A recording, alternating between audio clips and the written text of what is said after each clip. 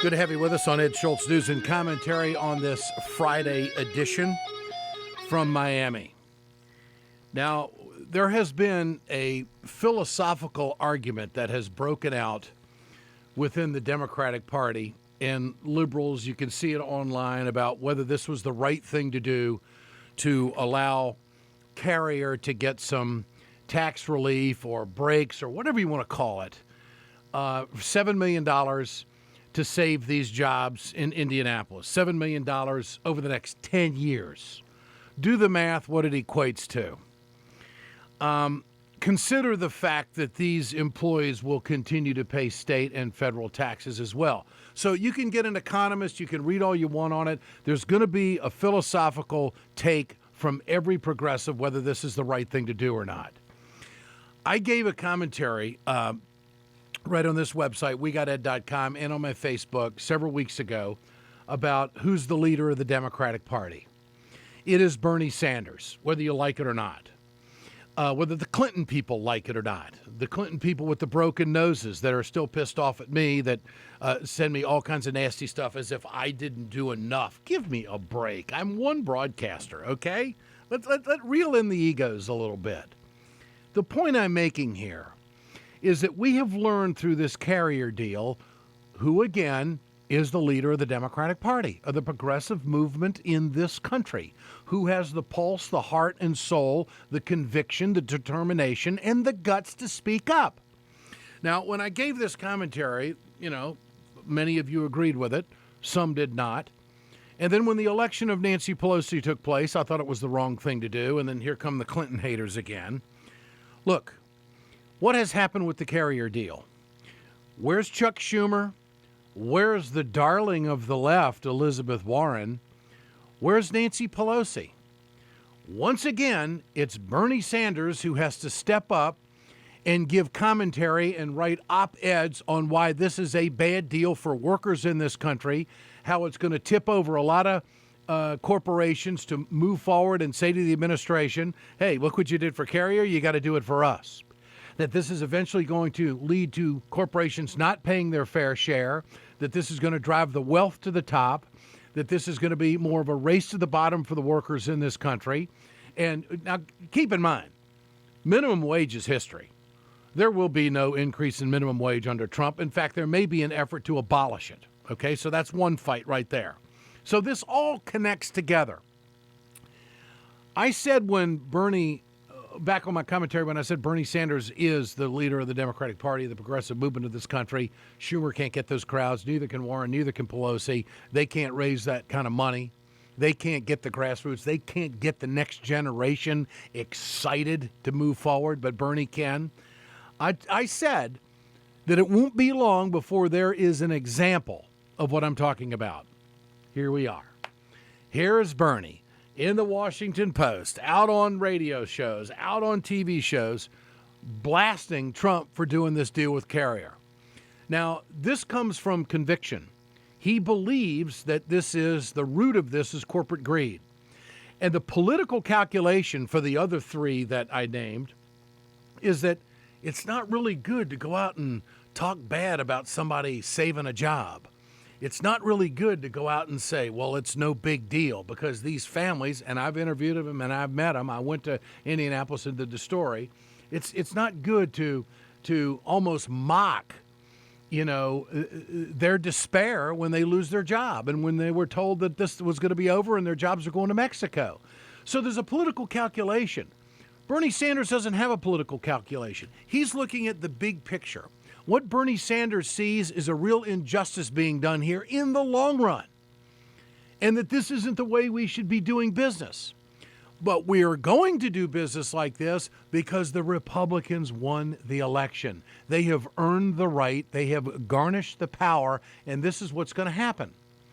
And yes, do you know how many legislative seats we've lost under President Obama's tenure in the White House? I'm talking about state representatives. I'm talking about state senators. I'm talking about gubernatorial chairs across the country. 900. That's right. That's what we've lost.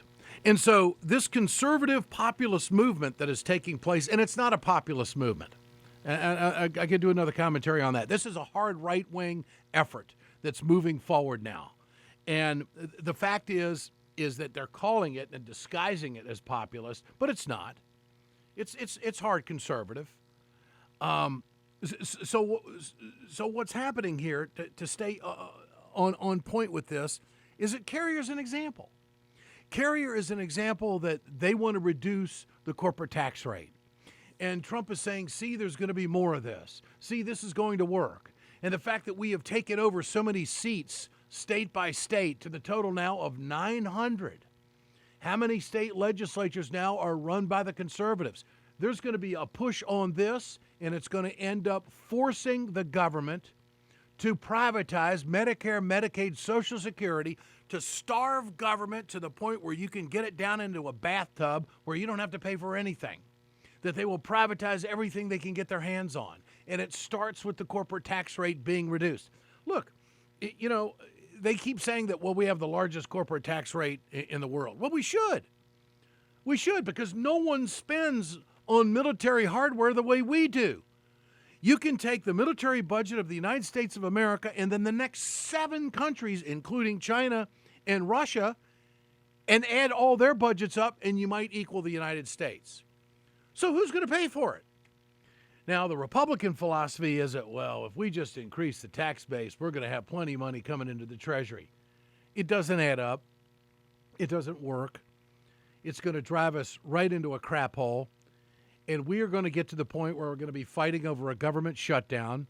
And we're going to get to a point where we've got to starve other programs. All of a sudden, we're going to be borrowing more against Social Security.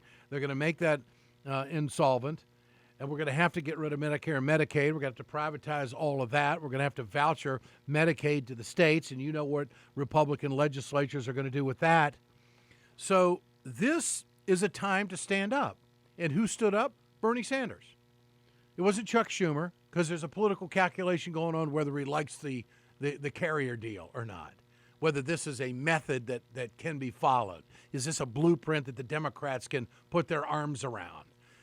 Nancy Pelosi, silent. I'm not so sure that Tim Ryan would have been silent on this. And that's why I thought there should have been change in the House. There wasn't. Now, one more point I want to make.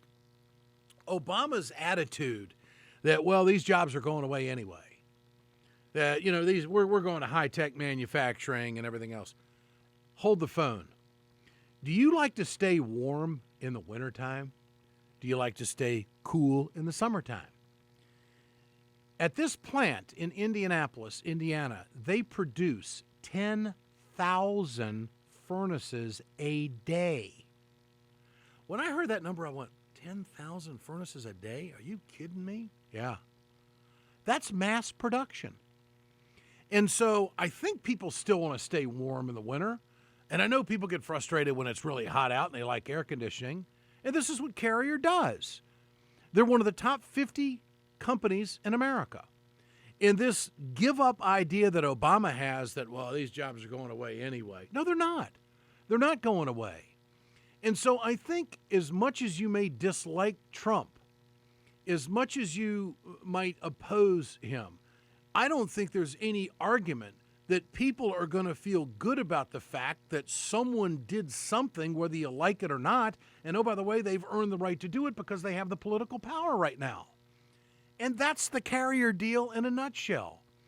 There's going to be an after effect. There's going to be an aftershock of all of this. And only time will tell if it's an upside, if it's a method, if it's a policy. Trump said the other night, he said they say this isn't presidential that he does this kind of stuff. He thinks it is presidential. Well, that's his philosophy. He's a deal maker. He wants to call up other companies and do the same damn thing. Well, if that's the case, he's going to get state legislators behind him that are backing him on these tax breaks. It's going to rob the Treasury. It's going to walk them right into privatizing everything they want to privatize. That's their plan. By the way, I'm following him on Twitter. He is circumventing the media and any interpretation. He's giving headlines of what he's thinking. He's giving his pulse to the American people on issues. It's contemporary. The youngsters are, when I say youngsters, I mean millennials in this country. They're okay with that. They think it's kind of cool. They can keep up with where the president is on Twitter on a daily basis. I suppose that's not presidential either. Doesn't matter if it's presidential, it's effective. And if it's effective and if it's a tool, then it's probably the wave of the future. I would venture to say that Trump's probably not going to be the last president to use Twitter or any other social engine to, number one, get elected, number two, to communicate with the people, because, of course, everybody hates the freaking media. Story that we're doing tonight is that on RT is about the Russian influence in the American election. I want all of you to know that I write the political material on the news with Ed at 8 o'clock. I have never had any interference on what to say, and I do the news. I don't give commentary. And I was very fair, I believe, with both sides. And conservatives and liberals that came on my show in panel discussions left feeling they were handled professionally and fairly. That's my mission. It's kind of a new genre from what I was doing on the Ed Show over on MSNBC. It's a different world for me right now in that regard. I get to say what I think on these podcasts, but doing the news, it's balls and strikes. But anyway, one of the stories during the campaign constantly was the Clinton campaign saying that Russia was doing this, that, and the other and supporting Trump and everything else, which was hogwash. Okay, so now in the Senate, Ron Wyden from Oregon, who sits on Senate Intelligence, is asking you, can you give us a little more information? Can you give us a little bit more information on what's going on? Now, what the American media did not report yesterday, and I'm going to give you a wonderful assignment because I think you're smart and you have a curiosity that might be piqued. Putin gave his State of the Nation yesterday in Russia. He talked about this very issue about Russian involvement in the American election and the accusations that were flying towards the Kremlin. I think you should see what he has to say. And I think it's very interesting, the timing that there are some senators, including Ron Wyden, on Senate Intel that wants to know what exactly was their involvement. Because the Clinton campaign was out there doing what? Well, there's 17 agencies that are, saying that, the Russians are doing this, that, and the other. Prove it. Prove it. Every interview that I saw on all of the cables, no one nailed it. No one gave a definite. No one used the word absolute. They kind of thought they were in their indications. Well, you know what? Indications aren't hard rock solid. And I think it's pretty interesting that the timing of this is the way it is. Communication Workers of America, Alliance for American Manufacturing, BioGreen, Clean, and the iSave team bring you Ed Schultz news and commentary. Have a great weekend.